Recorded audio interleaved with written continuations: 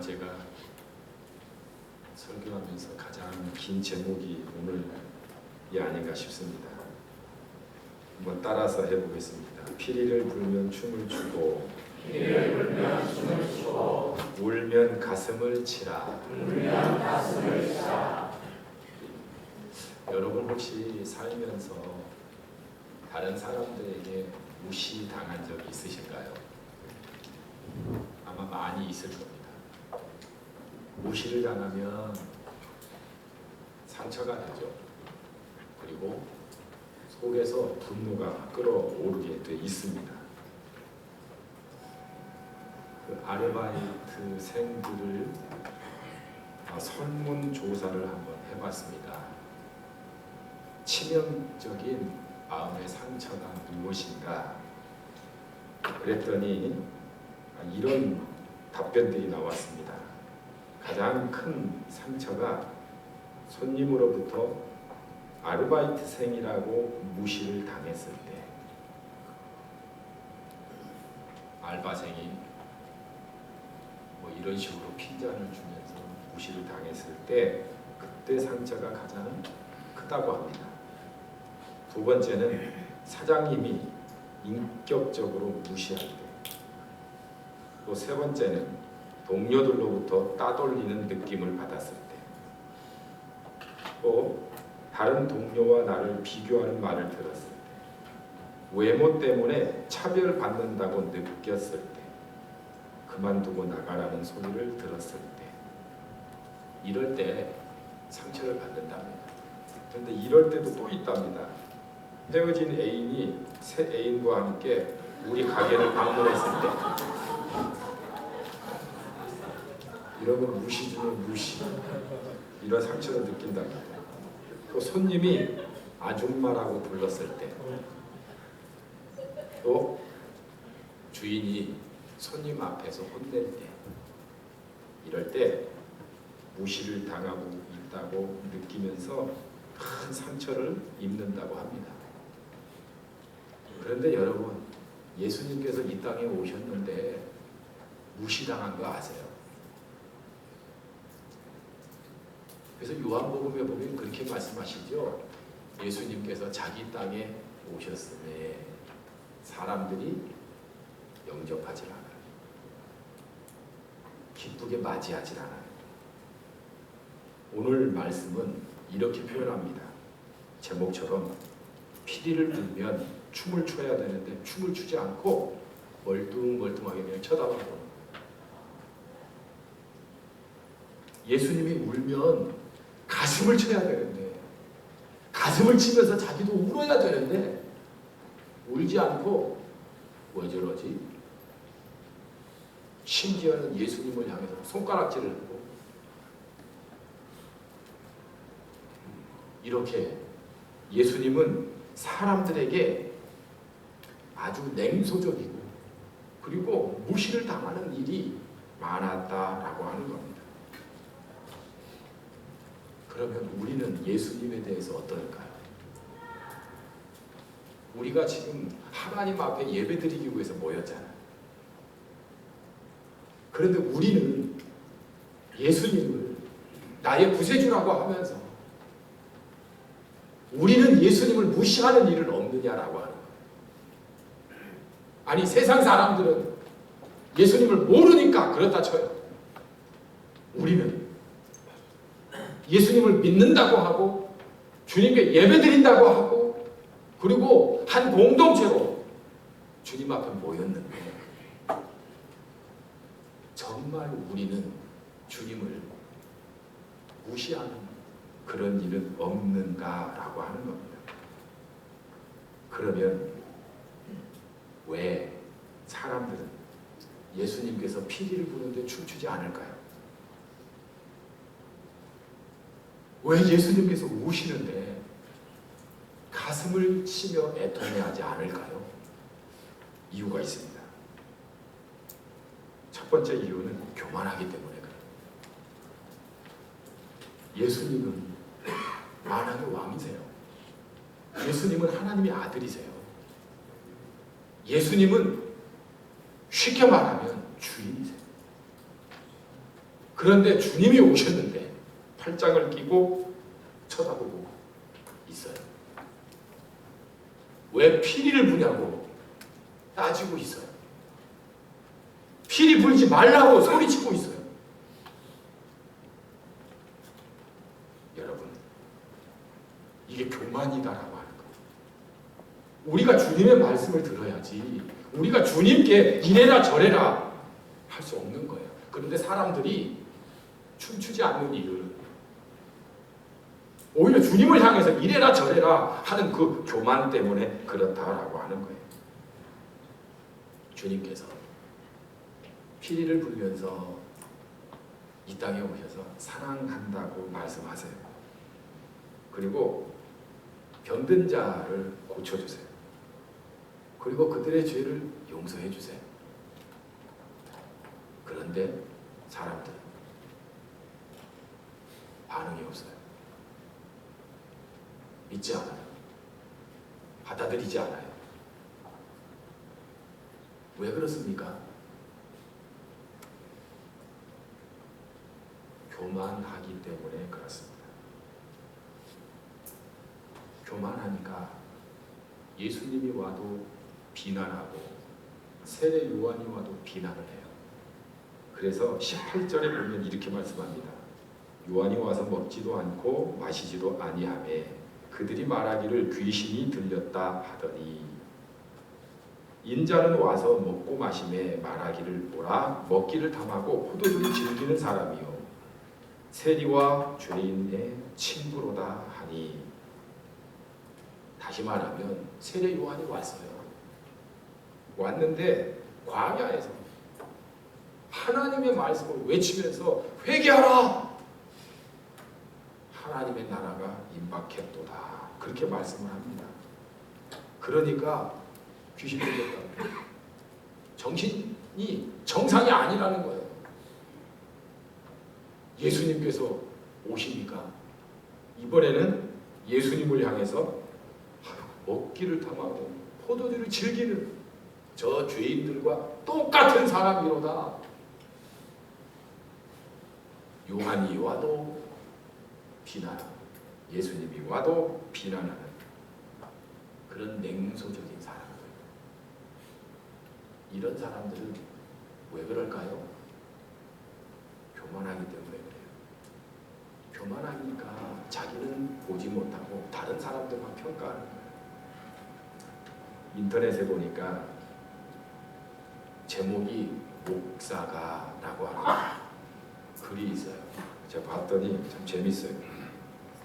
목사가 젊으면 경험이 부족하여 불안하다고 하고 목사가 늙으면 시대에 맞지 않고 희망이 없다고 합니다. 목사가 잘생기면 제비 같아 위험하다고 하고 못생기면 품위가 없어 틀렸다고 합니다. 목사가 자식을 많이 낳으면 무절제한 사람이라고 하고 자식이 없으면 혹시 무슨 저주나 받은 줄 압니다. 목사가 아들만 낳으면 욕심이 많다고 하고 딸만 낳으면 기도해서 그 정도 응답 못 받았냐고 합니다. 가난한 집을 신방하면 인기 운동을 한다고 하고 부잣집을 신방하면 잘난 놈들과만 어울린다고 합니다. 좋은 집에서 잘 살면 사치한다고 하고 못 살면 축복도 받지 못한 목사라고 천시합니다. 좋은 차를 타면 어려운 사람들은 생각하지 않고 과소비한다고 하고 나쁜 차를 타면 장로님들과 교인들에게 사랑도 받지 못한다고 합니다. 11조에 대한 설교를 하면 돈만 한다고 하고 안 하면 가르치지 않는 무책임한 목사라고 합니다. 잘못을 지적하면 책망하면 너무 냉정하다고 하고 잘못을 지적치 않으면 정의감이 없다고 합니다. 이래도 저렇게 얘기하고 저렇게 하면 이렇게 얘기하고. 그래도 제가 참 감사한 건 우리 교회는 그런 분이 없다는 거. 제가 요즘 얼굴이 기스가 나가지고 조금 살짝 잘생긴 맛이 좀 떨어지죠. 그래도 뭐라고 하시는 분 없어서 제가 얼마나 고마운지 모릅니다. 그런데 예수님은요 완벽하신 분이에요. 완전하신 분이고 죄가 없으신 분. 그런데 예수님을 향해서 사람들이 이렇다고 뭐라고 하고 저렇다고 손가락질하고, 그러니까 예수님께서 이런 말씀하시죠. 마태복음에 보면 자기 눈에 들보는 보지 못하고 남의 눈에 티끌만 본다고 말씀을 하십니다. 왜 그렇습니까? 춤추지 않는 이유는 교만하기 때문에 그래요. 저는 우리 교회의 모든 성도들이 주님께서 피리를 불면 춤출 수 있기를 바랍니다. 네. 춤을 추지 않는다는 것은 교만하기 때문에 그렇습니다. 두 번째는 울어도 가슴을 치지 않는 이유는 회개하지 않기 때문에 그렇습니다. 그래서 20절부터 보면 이렇게 말씀합니다. 예수께서 권능을 가장 많이 행하신 보울들이 회개하지 아니하므로 그때에 책망하시되 화 있을진저 고라시나 화 있을진저 벳세다야 너희에게 행한 모든 권능을 두로와 시돈에서 행하였더라면 그들이 벌써 베옷을 입고 제에 앉아 회개하였으리라. 내가 너희에게 이르노니 심판날에 두로와 시돈이 너희보다 견디기 쉬우리라. 가버나움아 네가 하늘에까지 높아지겠느냐 음부에까지 낮아지리라. 네가 행한 모든 권능을 소돔에서 행하였더라면 그 성이 오늘까지 있었으리라. 예수님께서 이 땅에 오셔서 기적들을 많이 일으키셨어요. 그래서 이스라엘의 땅 이것저것을 다니면서 기적을 일으키셨는데 거기 보면 고라신, 벳세다, 가버나움 이런 곳에서는 특별히 많은 기적들을 행했어요. 그런데 문제는 주님께서 말씀하실 때 깨닫고 회개하지 않는 거예요. 주님께서 말씀하시면 가슴을 치며 주님 제가 죄인입니다. 용서해 주십시오. 제가 주님 말씀을 의지하여 새롭게 살겠습니다. 이런 반응이 나와야 되는데 회개하지 않아요.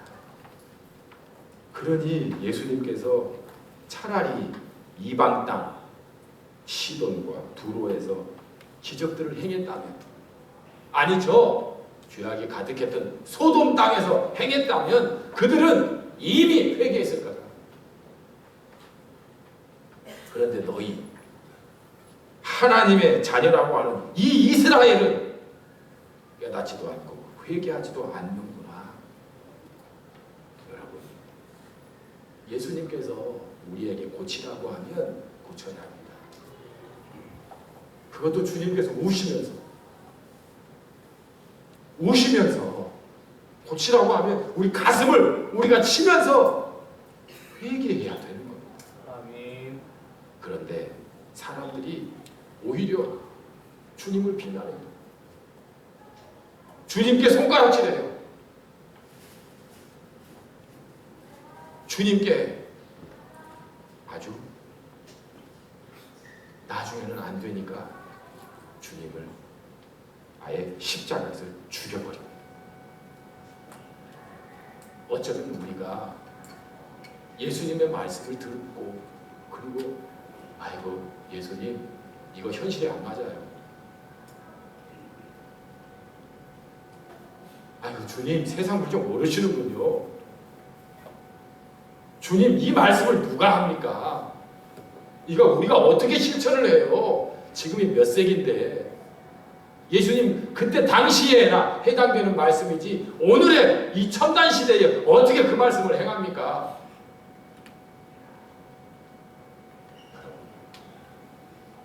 주님께서 우시는데 우리가 그런 말로 핑계를 삼고 변명한다면 똑같아요. 우리도 이 벳세다나 뭐 고라신이나 또 가버나움이나 이 사람들과 별로 다르지 않다라고 하는 겁니다. 그렇다면 여러분, 우리가 예수님이 피리를 불 때 어떻게 하면 춤출 수 있을까요? 저는 몇 가지를 살펴보려고 합니다. 그 첫째는 한번 따라서 하시겠습니다. 말씀하시면 그대로 받아들이는 것입니다. 예수님이 우리에게 오셔서 사랑해 그러면 그대로 받아들이는 거예요.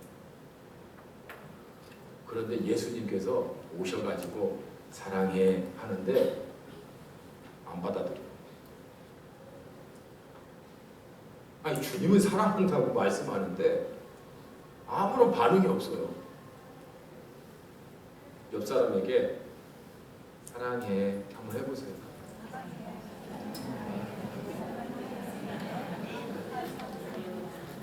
참 아름답네요. 한번 해보세요.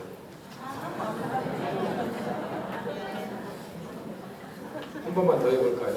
하나님께서 당신을 꼭 축복하실 것 같아요.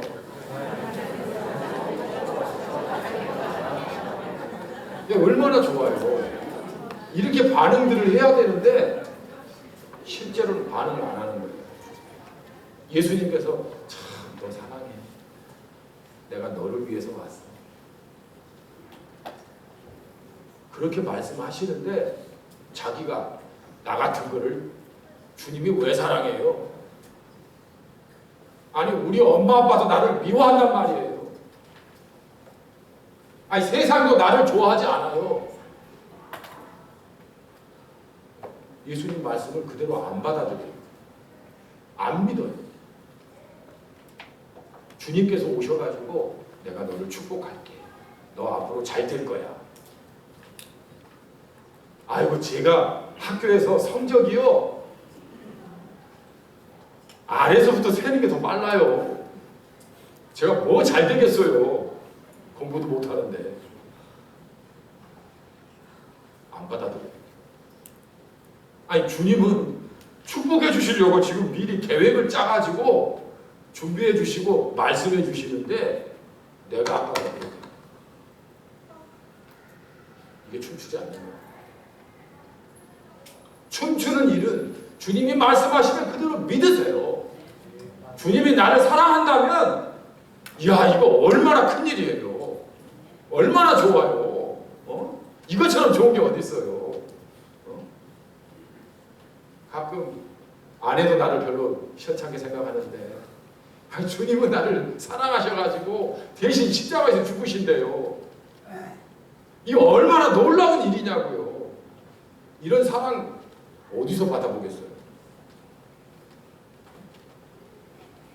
여러분, 신랑이 그렇게 사랑합니까? 아니, 뭐 예수님 정도는 아니지만 그래도 많이 사랑하시죠?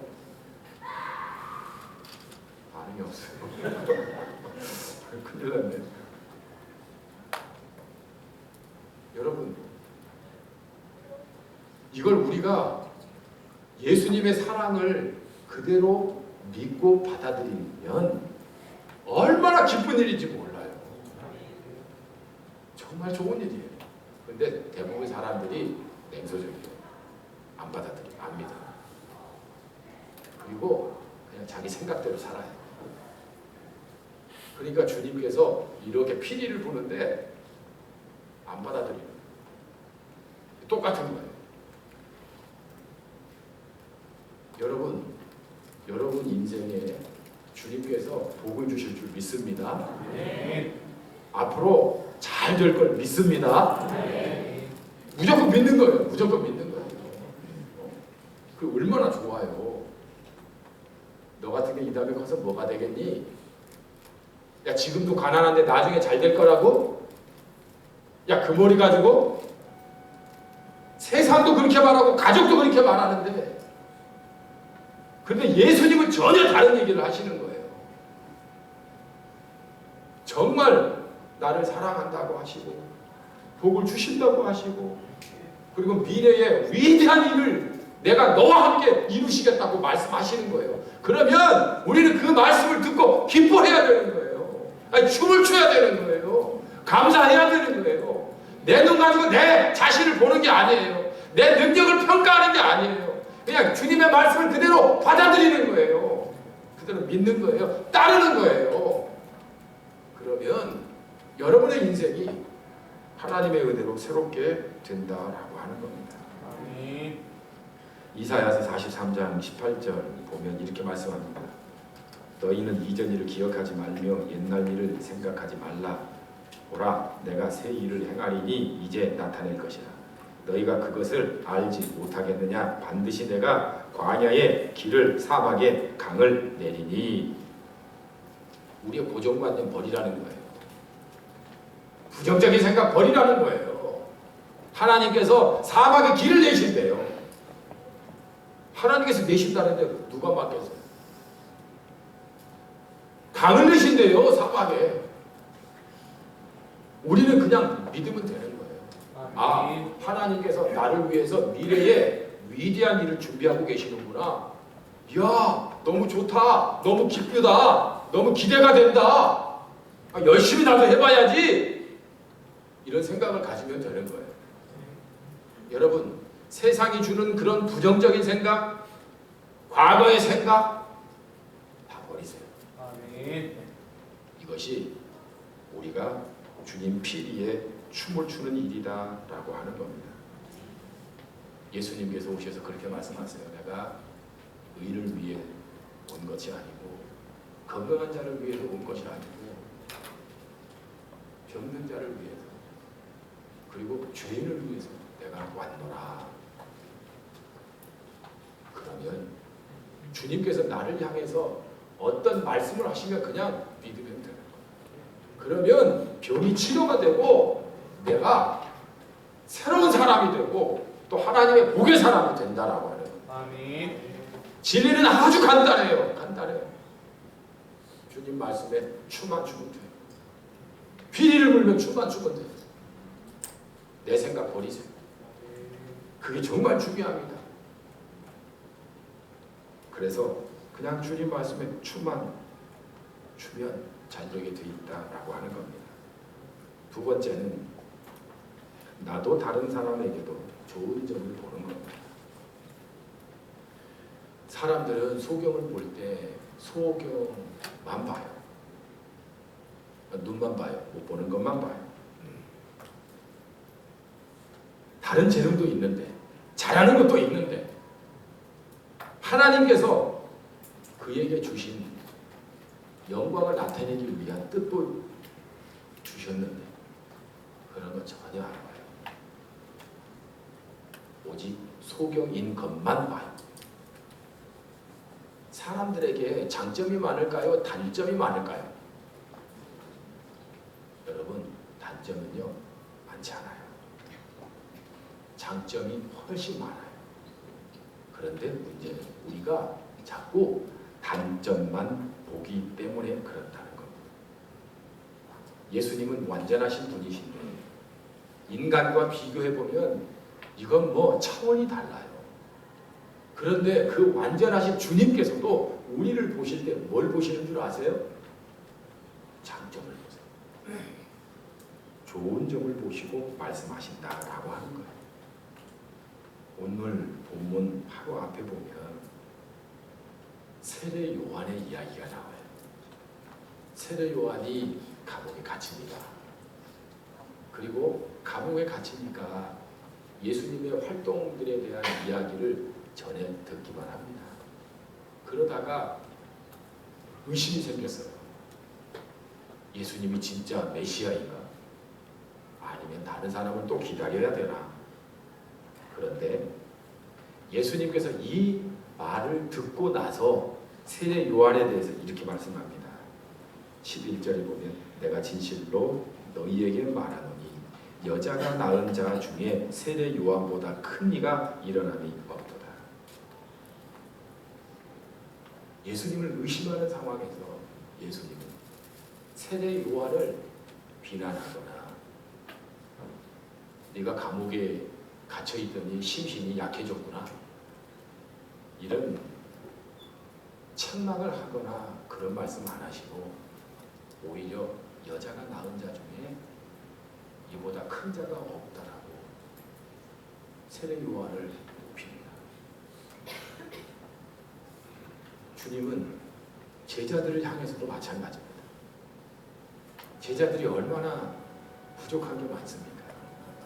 베드로 같은 경우는 정말 덤벙 또 말보다 행동이 앞서는 그런 사람이잖아요. 그래서 실수를 많이 저지릅니다. 그런데 베드로를 향해서 요한복음 1장 42절에 보면 이렇게 말씀하세요.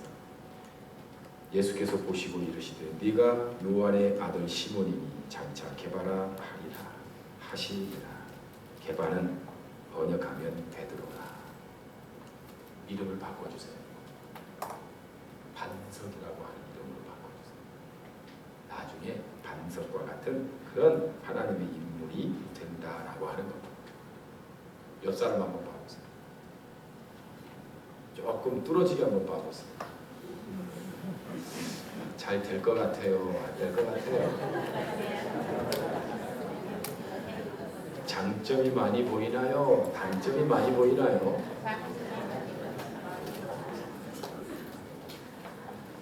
너 왜 그렇게 사니? 혹시 이런 분 있나요? 만약에 그런 분이 있다면 그 사람이 보는 눈이 잘못된 겁니다. 좋은 점이 많은데 단점만 보기 때문에 그래요. 그것도 한두 개. 여러분, 예수님도 좋은 것을 보고 칭찬하셨어요. 마찬가지입니다. 주님이 피리를 불 때 춤추는 사람은 바로 이런 사람이에요. 좋은 점을 볼 줄 알아야 돼요. 그리고 그 장점을 통해서 하나님의 영광을 돌릴 수 있어야 돼요. 그것이 나에 대한 이야기도 되고 다른 사람에 대한 이야기도 마찬가지다라고 하는 거예요. 곰도 부르는 재주가 있다잖아요. 곰이 부르는 재주가 있대요. 그것만 있겠어요? 얼마나 재주가 많은데요. 물고기 잡는 거 보셨어요? 아, 기가 막혀요. 굶던 게 곰이 아닙니다. 그런데 사람은 곰 보면서 미련하다, 요거 하나만 봐요. 그렇지 않아요. 물고기 잡는 거, 수영하는 거, 굴러가는 거 대단합니다.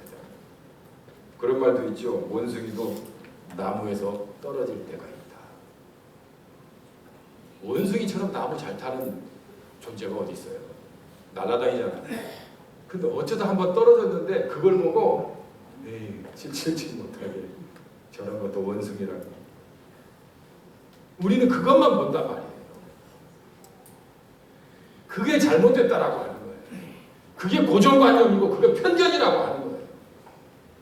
그 고정관념과 편견이 우리에게 있으면 우리의 자녀들이나 우리의 아내나 우리의 남편은 비전없어요.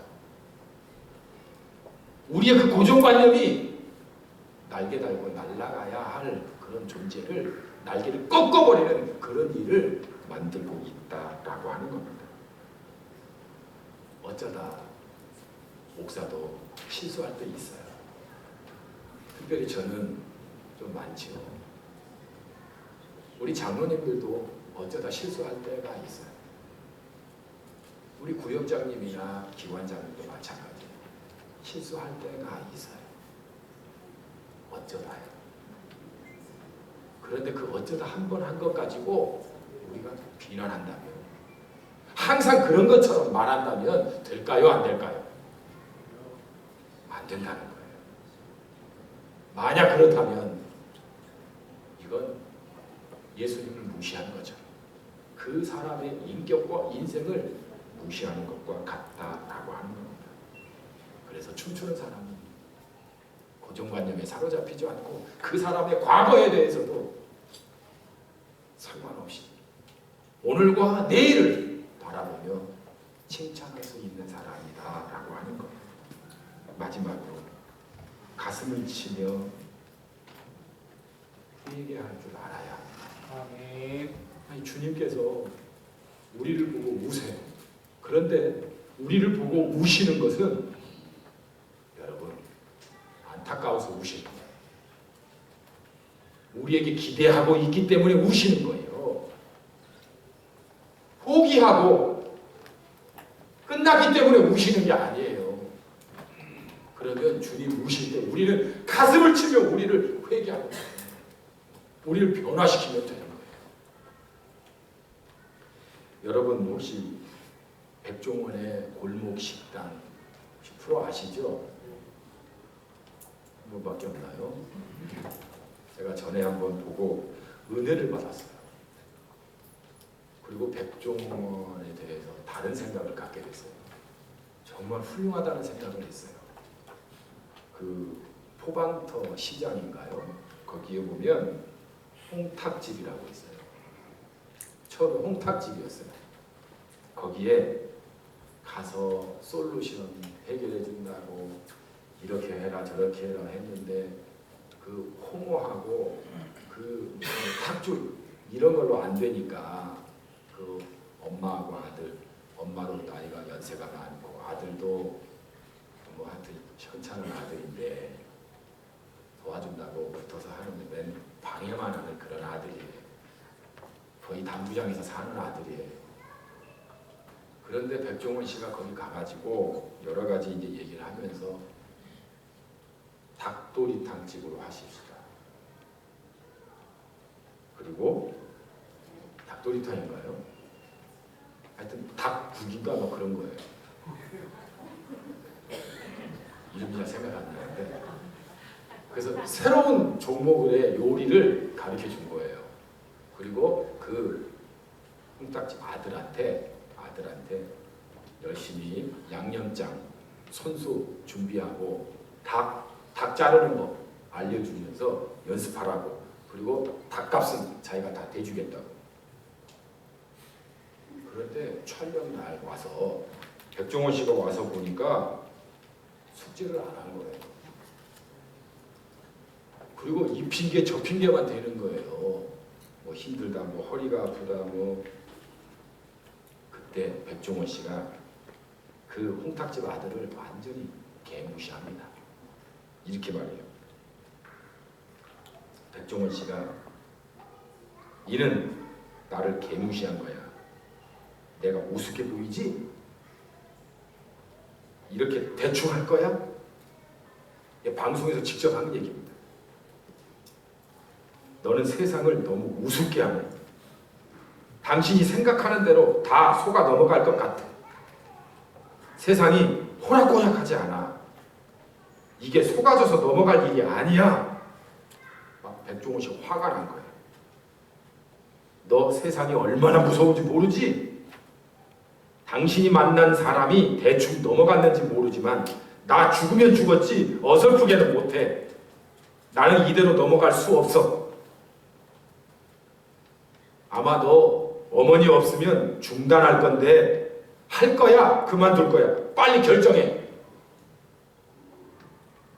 제가 그 방송 볼 때 걱정이 되더라고요. 저 친구가 대들면 어떡하지?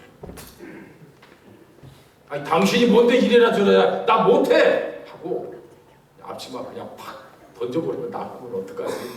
그럴 정도로 백종원 씨가 엄하게 꾸짖었어요.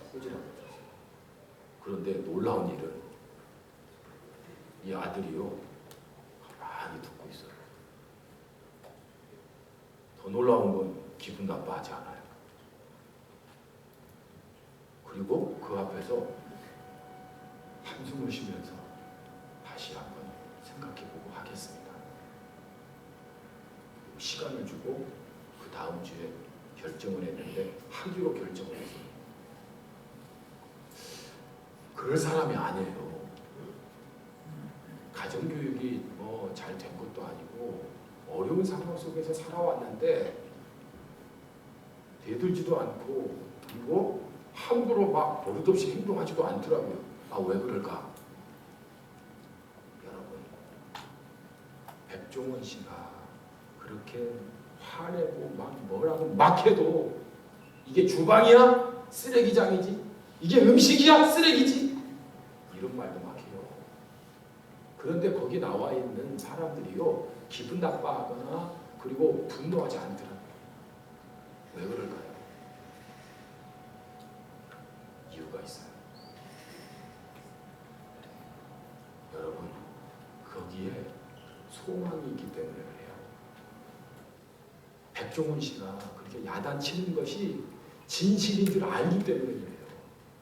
그뿐만 아니라 내가 백종원 씨 말대로만 하면 잘 될 거라고 하는 그런 생각이 있기 때문에 아주 호되게 야단쳐도 다 받아들이더라. 그리고 자기를 고쳐나가더라. 이게 회개예요. 그래서 포방터 시작이요, 대박이 났어요. 어마어마해요. 주님께서 우세요. 우리를 보고 우세요. 왜 우시겠어요? 거기에 예수님의 사랑이 있고 진실이 있는 거예요.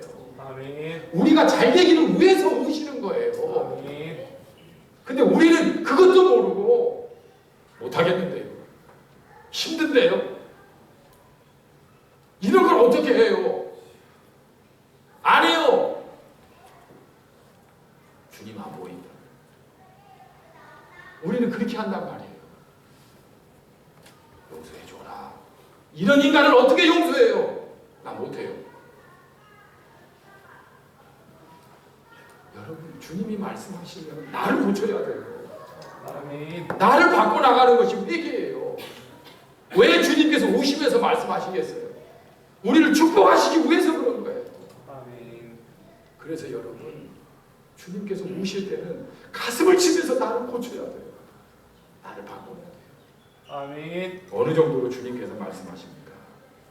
12절에 보면 세대 요한의 때부터 지금까지 천국은 침노를 당하나니 침노하는 자는 빼앗느니라. 침노하는 자가 빼앗는다는 거예요. 하나님의 축복도 주님 말씀대로 순종하고 나가는 사람이 차지한다는 거예요. 아멘. 다른 게 아니에요. 자기를 고칠 수 있는 데 우리 여기 학생들이 있어요. 저는 우리 학생들이 자기를 빨리 깨트리는 게 좋습니다. 목사님이 얘기하든 우리 장로님이 얘기하든 부모님이 얘기하든 정말 울면서 간절히 이야기할 때 빨리 고치는 게 좋아요. 아멘. 그러면 여러분의 삶은 보장이 돼요. 잘 되게 돼 있어요. 근데 자기 고집 피우고 자기 마음대로 하면 잘 되지 않아요. 우리의 믿음도 마찬가지입니다. 저는 유초정부 예배를 드리면서 올 12월 달까지 매일 가정 예배를 드리는데 15분을 넘지 않아요. 그리고 가정 예배가 참 재밌어요. 즐거워요. 한 9가지를 제가 가르쳤어요. 그리고 이대로 매일 우리 가정 예배를 드리자. 그래서 우리의 가정이 작은 교회가 되고 우리의 가정이 하나님이 인도하는, 하나님이 주인이 되는 그런 가정으로 만들자. 그렇게 결단을 했어요. 그대로 하면 부부간에 아름다운 사랑이 가게 돼 있어요. 부모 자식 간에 축복이 오고 가고 돼 있어요. 그리고 말씀으로 양육되게 돼 있어요. 그런데 귀찮아서 안 하고, 힘들어서 안 하고, 바쁘다고 안 하고, 시간 없어서 안 하고, 변화 없습니다. 마찬가지예요. 힘들더라도 나를 꺾고 바꾸어 나갈 때 거기서 새로운 변화가 일어나요. 아멘. 옆 사람 한번 봐보세요. 작년하고 올해 많이 바뀌었나요? 변화됐나요? 아니, 립스틱 색깔이 바뀌었어요? 그런 거 말고 인격이 좀 바뀌었나요? 성품이 좀 변화됐나요? 이게 있어야 돼요. 이게 있어야 돼요.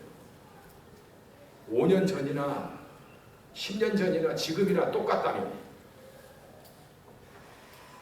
우리 주님께서 오실 때 가슴 치지 않아서 그래요. 가슴 쳐야 합니다. 우리 주님께서 여러분에게 여러 가지 방법으로 말씀하세요.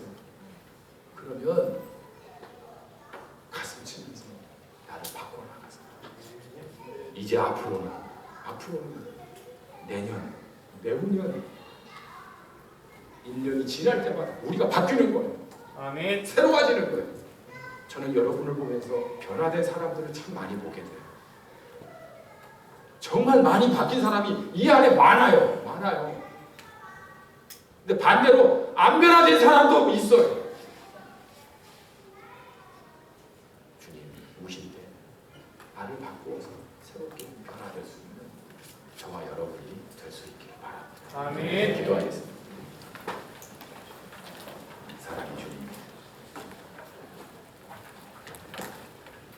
나를 변화시킨다는 것이 참 어렵습니다. 주님 말씀대로 자기를 부인하고 주님 따르는 것이 너무 힘듭니다. 사랑의 주님, 다시 한번 저희들에게 손을 내밀어 주시고 아멘. 저희들이 손을 내밀어 주님의 손을 붙잡고 아버지. 다시 일어날 수 있는 저희들이 되게 하여 주옵소서. 아멘. 그래서 주님께서 피리를 불면 정말 주의 말씀을 그대로 믿고 축복의 인생이 되게 하시고 형통의 인생이 되게 하시고 주님께서 나를 너무나 사랑하신다라고 하는 그 사랑이 우리에게 가장 강력한 힘이 되고 소망이 될 수 있도록 아멘. 기쁨이 될 수 있도록 역사에 주시옵소서. 우리의 눈을 고쳐주셔서 정말 하나님께서 만드신 존귀한 자들을 볼 때 존귀하게 보게 하여 주시고 아멘. 부족한 것만 보아서 우리가 비방하거나 헐뜯거나 험담을 늘어놓는 일 없도록 주여 우리를 이끌어 주시옵소서. 아멘. 우리의 삶이 주님과 동행하며 우리의 가정이 주님이 함께하는 가정이 되어 아멘. 정말 점점 시간이 흐를수록 성숙하게 되고 새로운 인생이 되는 놀라운 역사가 우리 가운데 일어나게 하여 주옵소서. 아멘. 우리 부산중앙교회 가운데 일어나게 하여 주시옵소서. 아멘. 그래서 예수님을 무시하는 일 없도록, 우리의 주님을 무시하는 일 없도록 정말 우리의 주님의 말씀에 따라 그대로 행동하는, 주님과 함께 동행하는 저희 모두가 되게 하여 주옵소서. 아멘. 주 예수님의 이름으로 기도드립니다. 아멘. 우리 다 함께 일어나셔서